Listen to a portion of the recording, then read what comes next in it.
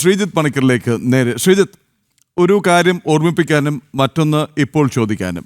ഒന്ന്, Russia Ukraine സംഘർഷം അതിൻ്റെ ഉച്ചസ്ഥായിൽ നിൽക്കുമ്പോൾ അതിരൂക്ഷമായ വിമർശനമാണ് ഉയർന്നത് മോദിയുടെ മൗനം ഭാരതത്തിലെ പ്രതിപക്ഷത്തിൽ നിന്ന്. ഇപ്പോഴും ചോദിക്കുന്നുണ്ട്, മോദി എന്ന സമാധാനമായി നിന്നു, ഏറ്റവും ഒടുവിൽ എന്താണ് സംഭവിച്ചത്? ഇന്ന് തീർന്നിട്ടില്ല യുദ്ധം എന്നുള്ളത് മറ്റൊരു കാര്യം. യുക്രൈനും റഷ്യയും ഇന്നും പറയുന്നത് ഭാരതം ഇടപെട്ടാൽ പരിഹാരമാകും എന്ന് പറഞ്ഞിട്ട് അവർ അവരുടെ വഴിക്ക് യുദ്ധം കൊണ്ടുപോകുന്നു എന്നുള്ളത് മറ്റൊന്ന്. ഏറ്റവും ഒടുവിൽ ഇപ്പോൾ ഇസ്രായേൽ അംബാസിഡർ ഭാരതത്തിലെ റുവാൻ അസർ പറഞ്ഞതെന്താണ്? ഭാരതം ഇടപെടണം, ഭാരതത്തിന് മാത്രമേ ഇത് പരിഹരിക്കാനാവൂ, ഭാരതത്തിന് മാത്രമാണ് ഇരു രാജ്യങ്ങളുമായി ഒരുപോലെ ബന്ധവും സ്വാധീനവും ഉള്ളതെന്ന്. ജിയോ പൊളിറ്റിക്സിൽ ഭാരതത്തിൻ്റെ സ്ഥാനം വിളിച്ചോതുന്ന ഒരു ഡെവലപ്മെന്റ് കൂടിയല്ലേ ഇത്? നിശ്ചയമായും. കാരണം ഇന്ത്യയെ സംബന്ധിച്ചിടത്തോളം കൃത്യമായ അർത്ഥത്തിൽ ഈ ചേരിചേരാ നയം എന്ന രീതിയിലല്ല നമ്മുടെ വിദേശകാര്യ നയം ഇപ്പോൾ രൂപപ്പെട്ടിട്ടുള്ളത് എങ്കിലും നമ്മൾ പൊതുവെ നമ്മുടെ രാജ്യത്തിന്റെ താല്പര്യങ്ങൾക്കനുസരിച്ചിട്ടുള്ള നിലപാടാണ് അന്താരാഷ്ട്ര രംഗത്ത് എല്ലാ വിഷയത്തിലും എടുക്കാറുള്ളത്. പലപ്പോഴും ധാർമ്മികമായിട്ട് നമ്മൾ ചില രാജ്യങ്ങളോട് ചേർന്ന് നിൽക്കുകയും ചില പോളിസികളോട് ചേർന്ന് നിൽക്കുകയും ചെയ്യാറുണ്ട് എങ്കിലും ഒരു വോട്ടിംഗ് വരുമ്പോൾ, ഒരു കൺസെൻസസ് രൂപീകരിക്കുന്നതിന്റെ ഭാഗമായിട്ട് UN-ലോ അങ്ങനെയുള്ള ഏതെങ്കിലും ഒരു ബോഡിയിലോ ഒരു വോട്ടിംഗ് വരുന്ന സമയത്ത് പലപ്പോഴും ഇന്ത്യയെ സംബന്ധിച്ചിടത്തോളം ആബ്സ്റ്റെയിൻ ചെയ്യുക എന്നുള്ളതാണ് നമ്മൾ സ്വീകരിക്കുന്ന നയം തന്നെ. എന്ന് വെച്ചാൽ നമ്മൾ പ്രത്യക്ഷമായിട്ട് ഏതെങ്കിലും ഒരു പക്ഷം പിടിക്കാനായിട്ട് ആഗ്രഹിക്കുന്നില്ല.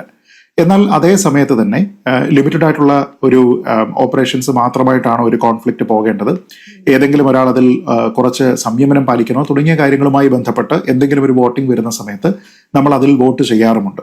എന്ന് വെച്ചാൽ നമ്മളുടെ ആ പൊസിഷൻ എന്ന് പറയുന്നത് അന്താരാഷ്ട്ര രംഗത്ത് മൊത്തത്തിൽ ഏതൊരു ജിയോ പൊളിറ്റിക്കൽ റീജിയനിലാണെങ്കിലും അതൊരു വാർ തിയേറ്ററായി മാറരുത്. അവിടെ കൂടുതലായിട്ട് ഒരു സമാധാനം ഉണ്ടാകണം, സമാധാനമില്ലാത്ത സ്ഥലത്ത് അത് പുനഃസ്ഥാപിക്കാനായിട്ട് ശ്രമിക്കണം എന്നുള്ള ഒരു ലാർജർ പെർസ്പെക്റ്റീവിലാണ് നമ്മൾ എപ്പോഴും ചെയ്യുക. അതുകൊണ്ട് തന്നെ ചില സന്ദർഭങ്ങളിൽ നമ്മൾ റഷ്യയോട് ചേർന്ന് നിൽക്കുന്നതും ചില സന്ദർഭങ്ങളിൽ നമ്മൾ യുക്രൈനോട് ചേർന്ന് നിൽക്കുന്നതും ചില സന്ദർഭങ്ങളിൽ പൂർണ്ണമായും ന്യൂട്രലായിട്ട് നിൽക്കുന്നതും ഒക്കെ തന്നെ നമുക്ക് കാണാം. ഇത് നമ്മൾ ഒരുപക്ഷെ സ്വീകരിക്കുന്ന ഒരു വിദേശ നയത്തിന്റെ അടിസ്ഥാനത്തിൽ കൂടിയാണ്. ഇപ്പൊ പല ആൾക്കാരും നമ്മളോട് ഈ ഓപ്പറേഷൻ സിന്ദൂറിന് ശേഷം അന്താരാഷ്ട്ര രംഗത്ത് നിന്ന് വലിയ പിന്തുണയൊന്നും ഇന്ത്യക്ക് എന്തുകൊണ്ട് ലഭിച്ചില്ല എന്നുള്ള ചോദ്യം പോലും ചോദിച്ചിരുന്നു. പല രാജ്യങ്ങളും ഓപ്പണായിട്ട് നമുക്ക് പിന്തുണ പ്രഖ്യാപിക്കുന്നില്ല, എന്നാൽ പാകിസ്ഥാന് ചില രാജ്യങ്ങൾ പിന്തുണ പ്രഖ്യാപിക്കുന്നുണ്ട് എന്നൊക്കെ പറയാറുണ്ട്. അപ്പൊ അങ്ങനെ പറയുന്നതിന്റെ അല്ലെങ്കിൽ അങ്ങനെ ഒരു സാഹചര്യം ഉണ്ടാകുന്നതിന്റെ യഥാർത്ഥ കാരണമെന്ന് പറയുന്നത് നമ്മൾ പലപ്പോഴും ഏതെങ്കിലും ഒരു ചേരിയോടൊപ്പം നിൽക്കാനായിട്ട് തയ്യാറാകുന്നില്ല എന്നുള്ളതാണ്. ഈ അന്താരാഷ്ട്ര നയതന്ത്രം എന്ന് പറയുന്നത് പലപ്പോഴും ഒരു ഗിവ് ആൻഡ് ടേക്ക് ആണ്. നമ്മൾ മറ്റൊരു രാജ്യത്തിനെ ഏതെങ്കിലും ഒരു വിഷയത്തിൽ സഹായിക്കുമ്പോൾ, നമുക്കൊരു പ്രതിസന്ധി ഘട്ടം ഉണ്ടാകുമ്പോൾ അവർ നമ്മളെ ഇങ്ങോട്ട് തിരിച്ച് സഹായിക്കുന്നു എന്ന രീതിയിലാണ്. അങ്ങനെ ഒരു ഗിവ് ആൻഡ് ടേക്ക് ആണ് പൊതുവെ നടക്കുന്നത്. നമ്മൾ പലപ്പോഴും ആബ്സ്റ്റെയിൻ ചെയ്ത് നിൽക്കുന്ന സമയത്ത്, നമ്മുടെ വിഷയം ഡിസ്കസ് ചെയ്യുന്ന സമയത്തും മറ്റുള്ള രാജ്യങ്ങളും നമ്മളോട് എത്ര സൗഹൃദമുള്ള രാജ്യങ്ങളാണെങ്കിലും നമ്മൾ അവരോട് സ്വീകരിച്ചിരുന്ന നിലപാടിനെ റെസിപ്രോക്കേറ്റ് ചെയ്യാനാണ് ശ്രമിക്കാറുള്ളത്. അതൊരു ഇന്റർനാഷണൽ ഡിപ്ലോമസിയാണ്. പാകിസ്ഥാന് പലപ്പോഴും അങ്ങനെയില്ല. പാകിസ്ഥാൻ ഏറ്റവും കൂടുതൽ എയ്ഡ് കിട്ടുന്ന രാജ്യങ്ങളോട് അവരുടെ വിഷയങ്ങൾ എന്തൊക്കെയാണെങ്കിലും അതിനോട് ചേർന്ന് നിൽക്കാൻ പരമാവധി ശ്രമിക്കുന്ന ഒരു രാജ്യമാണ് പാകിസ്ഥാൻ. അതുകൊണ്ടാണ് അങ്ങനെയുള്ള ഒരു വിദേശ നയം നമ്മൾ പലപ്പോഴും കാണുന്നത്. ഒരുപക്ഷെ ഇന്ത്യ ഇപ്പോൾ സ്വീകരിക്കുന്ന ഒരു നിലപാട് തന്നെയാണ് ഏറ്റവും ശരി. പ്രത്യേകിച്ച് ഇപ്പോൾ ഇറാനും ഇസ്രായേലും തമ്മിലുള്ള ഒരു സംഘർഷം ഉണ്ടാകുമ്പോൾ നമ്മളെ സംബന്ധിച്ചിടത്തോളം രണ്ടുപേരും നമുക്ക് വേണ്ടപ്പെട്ട രാജ്യങ്ങളാണ്. രണ്ടും നമ്മുടെ അയൽ രാജ്യങ്ങളല്ല, പക്ഷെ രണ്ട് രാജ്യങ്ങളുമായിട്ട് നമുക്ക് വലിയ രീതിയിലത്തേക്കുള്ള ഡിപ്ലോമാറ്റിക് റിലേഷൻസ് ഉണ്ട്, ട്രേഡ് റിലേഷൻസ് ഉണ്ട്. ചില കാര്യങ്ങളിൽ അഭിപ്രായ വ്യത്യാസം ഇവിടെ നിലനിൽക്കുന്നുണ്ട്. ഇപ്പോൾ ഉദാഹരണത്തിന് കാശ്മീരുമായി ബന്ധപ്പെട്ട ഇന്ത്യയുടെ പൊസിഷൻ എന്താണ് എന്ന കാര്യത്തിൽ ഇറാന്റെ നിലപാടിനോടൊപ്പം അല്ല ഇന്ത്യ, അല്ലെങ്കിൽ ഇന്ത്യയുടെ നിലപാടിനോട് പൂർണ്ണമായിട്ടും യോജിച്ച് നിൽക്കുന്ന ഒരു നിലപാടല്ല പലപ്പോഴും ഇറാൻ സ്വീകരിച്ചിരിക്കുന്നത്. എന്നാൽ ഇസ്രായേൽ എല്ലായ്പ്പോഴും അങ്ങനെയല്ല. നേരിട്ടൊരു അഭിപ്രായം പല വിഷയങ്ങളിലും പറയുന്നില്ല എങ്കിൽ പോലും കാശ്മീരിൽ പാകിസ്ഥാന് വലിയ കാര്യമില്ല എന്നവർ പറയാനായിട്ട് പലപ്പോഴും ശ്രമിച്ചിട്ടുണ്ട്. ഇപ്പൊ നമുക്കറിയാം IDF ഈ ഇറാന്റെ ഒരു മിലിറ്ററി മൈറ്റ് എങ്ങനെയാണ്, അത് ഏതൊക്കെ രാജ്യങ്ങൾക്ക് പ്രശ്നമുണ്ടാക്കും എന്ന് കാണിക്കുന്നതിന് വേണ്ടി പ്രതീകാത്മകമായിട്ട് അവരൊരു ചിത്രം എക്സിൽ അവർ പോസ്റ്റ് ചെയ്തിരുന്നു. IDF-ന്റെ ഭാഗത്ത് നിന്ന് ഔദ്യോഗികമായിട്ട് വന്നിരിക്കുന്ന ഒരു പോസ്റ്റാണ്. ആ പോസ്റ്റിലുണ്ടായിരുന്ന ഇന്ത്യയുടെ ഭൂപടം കൃത്യമായ രീതിയിലത്തേക്കല്ല രേഖപ്പെടുത്തപ്പെട്ടിരുന്നത്. പ്രത്യേകിച്ച് കാശ്മീർ, അരുണാചൽ പ്രദേശ്, ഈ പ്രദേശങ്ങളൊന്നും ഇന്ത്യയിലല്ല എന്ന രീതിയിലത്തേക്ക് വന്നിരുന്നു. അപ്പൊ സോഷ്യൽ മീഡിയയിൽ വലിയൊരു ഔട്ട്റേജ് അതുമായി ബന്ധപ്പെട്ടുണ്ടായപ്പോൾ അവരതിൽ ആദ്യ ഭാഗം, അതായത് ആദ്യം ആൾക്കാർ കാശ്മീരിനെ കുറിച്ചാണ് പറഞ്ഞിരുന്നത് എങ്കിൽ അതിനെ കറക്റ്റ് ചെയ്തിട്ട് പോസ്റ്റ് ചെയ്യാനായിട്ട് അവർ ശ്രമിച്ചു. കറക്റ്റ് ചെയ്തിട്ട് പോസ്റ്റ് ചെയ്യുമ്പോൾ അവരുടെ ഉന്നത സൈനിക ഉദ്യോഗസ്ഥരടക്കം അതിൽ അപ്പോളജൈസ് ചെയ്യുകയും ചെയ്തിട്ടുണ്ട്. ഇന്ത്യക്കാരെ ഒഫൻഡ് ചെയ്തിട്ടുണ്ടെങ്കിൽ ഞങ്ങൾ ഇതിൽ മാപ്പ് പറയുന്നു എന്നവർ പറഞ്ഞിട്ടാണ് ഇതിനെ ഷെയർ ചെയ്യുന്നത്. അപ്പോൾ ആ സമയത്ത് അവർ പറയുന്നത് ഞങ്ങൾ ഇതിനെ ഒരു ഏകദേശ റീജിയനെ കാണിക്കാൻ വേണ്ടിയിട്ട് മാത്രമാണ് ഉദ്ദേശിച്ചത്. ഇതിലുള്ള ബൗണ്ടറികളൊക്കെ തെറ്റാണ് എന്ന് പറഞ്ഞു. പക്ഷെ രണ്ടാമത് കറക്റ്റ് ചെയ്ത് അവരിടാനായിട്ട് അവിടെ ശ്രമിക്കുന്നുണ്ട്. ആ സമയത്ത് കാശ്മീർ ഇന്ത്യയുടെ ഒപ്പമാണ് എന്നവർ പറയുകയാണ്. എന്ന് വെച്ചാൽ അത് അവരുടെ പൊസിഷന്റെ ഒരു റിഫ്ലക്ഷനാണ്, അതായത് പാകിസ്ഥാന്റേതല്ല എന്ന രീതിയിൽ. പക്ഷെ ആ സമയത്ത് വീണ്ടും അരുണാചൽ പ്രദേശിന്റെ ഒരു ഭാഗം പ്രശ്നമാണ്, അത് ചൈനയുടെ ഭാഗമായിട്ടാണ് കാണിച്ചിരിക്കുന്നത്. അപ്പൊ ഞാൻ പറഞ്ഞത്, അന്താരാഷ്ട്ര രംഗത്ത് ഇങ്ങനെയുള്ള പല വിഷയങ്ങളും വരുന്ന സമയത്ത് ഒരു രാജ്യം നമ്മളോട് സഹകരിച്ച് പൂർണ്ണമായിട്ടും കാശ്മീർ വിഷയത്തിൽ ഇന്ത്യയുടെ ടെറിട്ടോറിയൽ ഇന്റഗ്രിറ്റിയിൽ ഞങ്ങൾ നിങ്ങളോടൊപ്പമാണ് എന്ന നിലപാട് സ്വീകരിക്കുന്ന ഒരു രാജ്യത്തിനോട് മറിച്ച് ഇതേപോലെയുള്ള ഒരു പ്രശ്നം ഉണ്ടാകുന്ന സമയത്ത് നമ്മളും സഹകരിക്കും. വളരെ ഫേമസ് ആയിട്ട് ഇന്റർനാഷണൽ ഡിപ്ലോമസിയെ പറ്റി നെൽസൺ മണ്ടേലയുടെ തന്നെ ഒരു സ്റ്റേറ്റ്മെന്റ് ഉണ്ട്. മണ്ടേല വലിയ സ്ട്രഗിൾ ഒക്കെ നടത്തി ദീർഘകാലം ജയിലിൽ കിടന്നു. അവസാനം ദക്ഷിണാഫ്രിക്ക സ്വതന്ത്രമായി. അവിടെ അധികാരവും കാര്യങ്ങളും എല്ലാം ജനങ്ങളുടെ കയ്യിലേക്ക് വരുന്ന സമയത്ത് യാസർ അറഫത്തുമായിട്ട് അദ്ദേഹത്തിന് വലിയ ബന്ധമുണ്ടായിരുന്നു, അദ്ദേഹത്തിന്റെ രാജ്യത്തിനും ബന്ധമുണ്ടായിരുന്നു. അപ്പൊ അന്ന് അദ്ദേഹം ഒരു വിദേശത്ത് പോകുന്ന സമയത്ത് വിദേശ മാധ്യമ പ്രവർത്തകർ അദ്ദേഹത്തിനോട് ചോദിച്ചതാണ്, നിങ്ങൾ ഇങ്ങനെ വലിയ മനുഷ്യ സ്നേഹത്തിനെ പറ്റി പറയുന്നു, പീഡിപ്പിക്കപ്പെട്ട ജനവിഭാഗങ്ങളെ കുറിച്ച് പറയുന്നു, പക്ഷെ സ്വാതന്ത്ര്യം കിട്ടുന്ന സമയത്ത് നിങ്ങൾ എന്തിനാണ് യാസർ അറഫത്തിനെ പോലെ ഒരു തീവ്രവാദിയുമായി സഹകരിക്കുന്നത് എന്നാണ് ചോദിച്ചത്. അപ്പൊ ആ സമയത്ത് അദ്ദേഹം പറഞ്ഞിരുന്ന മറുപടി എനിക്ക് തോന്നുന്നത് ഇന്റർനാഷണൽ ഡിപ്ലോമസിയുടെ ഏറ്റവും കൃത്യമായിട്ടുള്ള ഒരു ഉദാഹരണമാണ്. അദ്ദേഹം പറഞ്ഞത്, നിങ്ങൾ ചിന്തിക്കുന്നത് എന്താണോ അതിനനുസരിച്ചിട്ടല്ല ഞങ്ങളുടെ വിദേശ നയം രൂപപ്പെടുത്തുന്നത്. മറ്റൊരു രാജ്യം ഞങ്ങളോട് ഏത് രീതിയിലാണോ സഹകരിക്കുന്നത് അതിനെ റെസിപ്രോക്കേറ്റ് ചെയ്യുക എന്നുള്ളതാണ് ഞങ്ങൾ ചെയ്യേണ്ടത്. ഞങ്ങളുടെ സ്ട്രഗിളിനോട് യാസർ അറാഫത്തിന് വളരെ അനുഭാവപൂർണമായിട്ടുള്ള ഒരു സമീപനമായിരുന്നു ഉണ്ടായിരുന്നത്. അതുകൊണ്ട് ഞങ്ങൾ സ്വതന്ത്രരാകുമ്പോൾ അതേ നിലപാട് തിരിച്ചു സ്വീകരിക്കാൻ ഞങ്ങൾ ബാധ്യസ്ഥരാണ് എന്നാണ്. അപ്പോൾ പലപ്പോഴും ഇന്റർനാഷണൽ ഡിപ്ലോമസി വർക്ക് ചെയ്യുന്നത് നമ്മൾ ഈ ഡയറക്റ്റ് പറയുന്ന വിശ്വസിക്കുന്ന ധാർമ്മികതയുടെ അടിസ്ഥാനത്തിലല്ല, മറിച്ച് നമ്മുടെ രാജ്യത്തിന്റെ താല്പര്യം എന്താണോ അതിനനുസരിച്ചാണ്. ഇപ്പൊ ചബഹർ പോർട്ടുമായി ബന്ധപ്പെട്ട് ഇന്ത്യക്ക് വലിയ സ്റ്റേക്ക് ഉണ്ട്. അതേപോലെ സൈനിക ഉപകരണങ്ങൾ വാങ്ങുന്നതുമായി ബന്ധപ്പെട്ട് ഇന്ത്യക്ക് വലിയ സ്റ്റേക്ക് ഉണ്ട്. ഇതിൽ ആദ്യത്തേത് ഇറാനാണെങ്കിൽ രണ്ടാമത്തേത് ഇസ്രായേലാണ്. അപ്പൊ നമുക്ക് അങ്ങനെയുള്ള ഒരു വിഷയത്തിൽ പൂർണ്ണമായും നമ്മൾ അങ്ങനെ പക്ഷം ചേരാനായിട്ട് ആഗ്രഹിക്കില്ല. ഇനി രണ്ടു പക്ഷവും ചേർന്നുകൊണ്ട് ഞങ്ങൾക്ക് ഇന്ത്യയുടെ മധ്യസ്ഥതയാണ് വേണ്ടത് എന്ന രീതിയിലത്തേക്ക് പറയുക, അത് ഒളിഞ്ഞും തെളിഞ്ഞുമല്ല, വളരെ ഡയറക്റ്റ് ആയിട്ട് രണ്ടുപേരും പറഞ്ഞു കഴിഞ്ഞാൽ നിശ്ചയമായിട്ട് നമ്മൾ അതിന് ശ്രമിക്കും. പക്ഷെ നമ്മൾ അതിന് ഏതെങ്കിലും ഒരു ഭാഗം പറഞ്ഞാൽ അത് കേട്ടുകൊണ്ട് ആ സമാധാനത്തിന് നമ്മൾ ശ്രമിക്കാത്തതിന്റെ കാരണം തന്നെ നമ്മൾ എടുത്തിരിക്കുന്ന നിലപാട് കൊണ്ടാണ്. ഇപ്പൊ കാശ്മീർ വിഷയം നമ്മൾ സ്വീകരിച്ചിരിക്കുന്ന നിലപാടെന്ന് പറഞ്ഞാൽ അതിൽ മൂന്നാമതൊരാളിനെ നമ്മൾ ഇൻവോൾവ് ചെയ്യിപ്പിക്കില്ല എന്നാണ്. എത്രയോ വിദേശ രാജ്യങ്ങൾ, എത്രയോ മിഡിൽ ഈസ്റ്റേൺ രാജ്യങ്ങൾ നമ്മളോട് പറഞ്ഞിട്ടുണ്ട്, ഇറാൻ ഉൾപ്പെടെയുള്ള രാജ്യങ്ങൾ നമ്മളോട് പറഞ്ഞിട്ടുണ്ട് കാശ്മീർ ഞങ്ങൾ മീഡിയേറ്റ് ചെയ്യാം. പക്ഷെ ആ സമയത്ത് ആ ഒരു ഫ്രണ്ട്ലി ഓഫറിനെ പോലും നമ്മൾ നിരാകരിക്കുന്ന എന്തിന്റെ അടിസ്ഥാനത്തിലാണ്?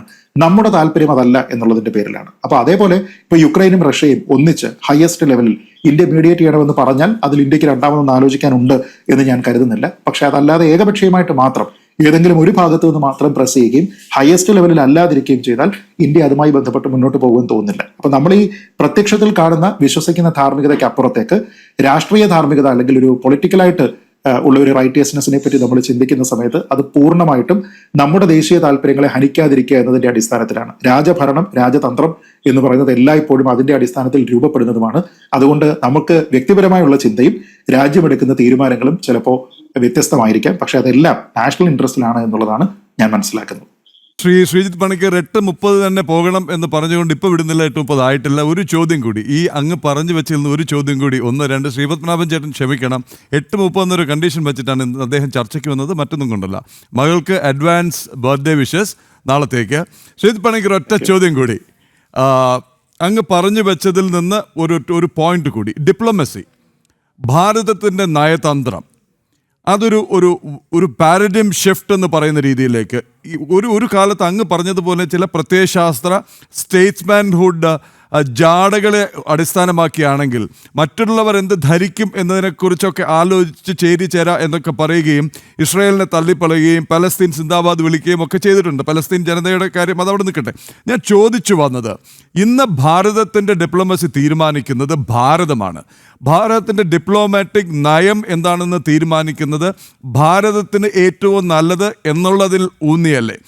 ഈ അമേരിക്കയുടെ കാര്യം പോലും എടുക്കുമ്പോൾ ഇന്ന് അമേരിക്ക അസ്വസ്ഥരാകുന്നതും അതുകൊണ്ടല്ലേ? അവർ തെളിക്കുന്ന വഴിയെ പോകുന്നില്ല എന്നുള്ളത് കൊണ്ട് തന്നെ US-നും ഇല്ലേ അസ്വസ്ഥത? ശ്രീജിത്ത് പണിക്കർ.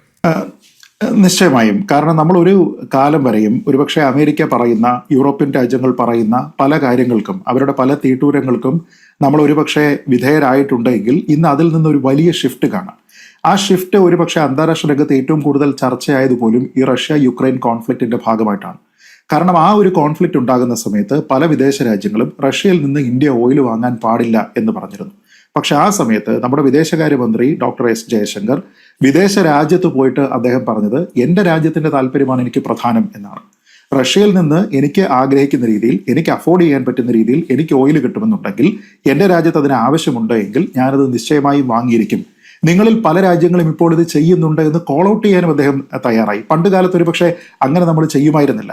അതായത് നിങ്ങൾ എത്ര പ്രഷർ ഇട്ടാലും ആ പ്രഷറിന് വശംവദനാകുന്നതിന്, അതിന് വിധേയനാകുന്നതിന് എൻ്റെ രാജ്യമോ ഞാനോ തയ്യാറല്ല എന്നും, എനിക്ക് റഷ്യയാണ് കൂടുതൽ പ്രോഫിറ്റബിൾ എങ്കിൽ എനിക്ക് റഷ്യയുമായിട്ടുള്ള സൗഹൃദം മാത്രം അവിടെ പരിഗണിച്ചാൽ മതി, നിങ്ങൾ പറയുന്നതിനനുസരിച്ചല്ല എൻ്റെ വിദേശ നയം ഞാൻ രൂപീകരിക്കുന്നത് എന്ന് പറയുകയും, എന്നാൽ ഈ ഒരു ഇരട്ടത്താപ്പ് കാണിക്കുന്ന പല രാജ്യങ്ങളെയും അദ്ദേഹം എക്സ്പോസ് ചെയ്യുകയും ചെയ്തു. അദ്ദേഹം പറഞ്ഞത് പല യൂറോപ്യൻ രാജ്യങ്ങളും നിങ്ങൾ എങ്ങനെയാണ് പ്രവർത്തിക്കുന്നതെന്ന് ആലോചിച്ച് നോക്കുക. നിങ്ങൾ ഒരുപക്ഷെ നേരിട്ട് റഷ്യയിൽ നിന്ന് വാങ്ങുന്നുണ്ടാവില്ല, പക്ഷേ റഷ്യയിൽ നിന്ന് വാങ്ങുന്ന ആൾക്കാരിൽ നിന്ന് നിങ്ങൾ വാങ്ങുന്നുണ്ട്. എന്ന് വെച്ചാൽ നിങ്ങൾ കൺസ്യൂം ചെയ്യുന്നത് റഷ്യൻ ഓയിൽ തന്നെയാണ്. എൻ്റെ രാജ്യം വാങ്ങുന്നതിനേക്കാൾ കൂടുതൽ ഒരുപക്ഷെ കമ്പൈൻഡ് ആയിട്ട് നിങ്ങൾ വാങ്ങുന്നുണ്ട് എന്നുകൂടി പറഞ്ഞു. ഇത് ഇന്ത്യയുടെ വിദേശ നയത്തിൽ ഉണ്ടായിരിക്കുന്ന, നമ്മുടെ ആ ഫോറിൻ പോളിസിയിൽ ഉണ്ടായിരിക്കുന്ന ഒരു കൃത്യമായ ഷിഫ്റ്റിനെയാണ് കാണിക്കുന്നത്.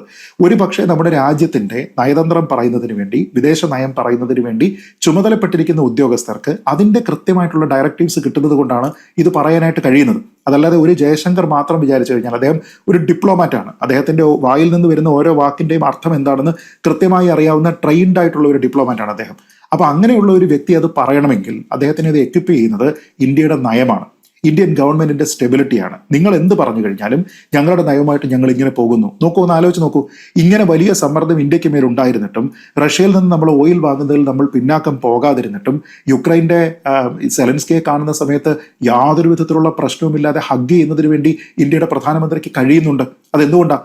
ആ ഒരു ഏതെങ്കിലും രീതിയിലത്തേക്കുള്ള ഒരു ഗ്രഡ്ജ് വേറൊരാൾ കീപ്പ് ചെയ്യേണ്ടതില്ല. കാരണം എൻ്റെ രാജ്യത്തിന്റെ താല്പര്യം, നിങ്ങളുടെ രാജ്യത്തിനെ സംരക്ഷിക്കാൻ നിങ്ങൾ എങ്ങനെയാണോ ശ്രമിക്കുന്നത്, അതേപോലെ ഞാൻ എൻ്റെ ജനതയെയും എൻ്റെ രാജ്യത്തിനെയും സംരക്ഷിക്കാൻ ശ്രമിക്കുന്നുണ്ട് എന്നുള്ളതിന്റെ കൃത്യമായിട്ടുള്ള ഒരു ദൃഷ്ടാന്തമാണ്. അദ്ദേഹം അത് പറഞ്ഞിരിക്കുകയാണ്. ആ ഒരു സ്റ്റേറ്റ് ആൻഡ് ഗവൺമെന്റ് പോളിസിയെ ആർക്കെങ്കിലും എതിർക്കാനായിട്ട് കഴിയുമോ? എതിർക്കാൻ കഴിയുന്നത് ആർക്കാണ്?